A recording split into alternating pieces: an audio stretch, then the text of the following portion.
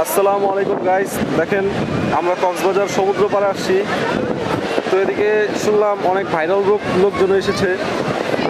হ্যাঁ, এটা তো লিটন ভাই, ভাইরাল লিটন ভাই না? আরে ভাইরাল লিটন ভাই, আপনি কক্সবাজারে ভাই?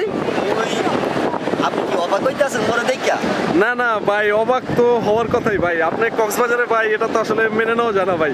ভাই কেন ভাই, কেন কেন কেন হ্যাঁ ভাই, কেন কেন কেন মেনে নেওয়া যায় না একবার বলুন তো।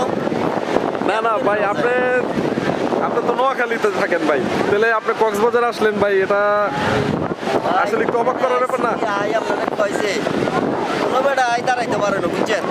হ্যাঁ ভাই, একমাত্র আমি লিটন ইয়ান আই দাঁড়াইছি, বুঝছেন?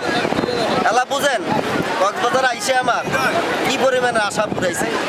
যাক, কক্সবাজার আইসায় আমার আশা পুরাইছে, ওরে লাল বাতি দেখাই আমার পরাণ পুরাইছে।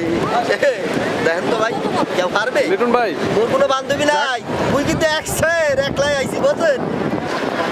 ভাই হ্যাঁ ভাই। আপনি একলা এতগুলো টাকা খরচ করে কক্সবাজার আসছেন ভাই, হ্যাঁ আপনার নোয়াখালীতে কি নদী টদী ছিল না ভাই? ভাই আসলো এই নদীতে মুই যাই না, বুঝছেন? কেন ভাই যান নাই কেন ভাই?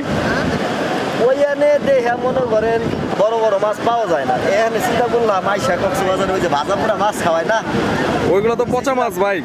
ভাই, এই বেটারা বেসে বাজারে এলা পচা না কলা হেয়া তো চিনি না, বেটারা ফল হইলে তো পাই যাই দেখি একা পাই কিনা খাবো আনি।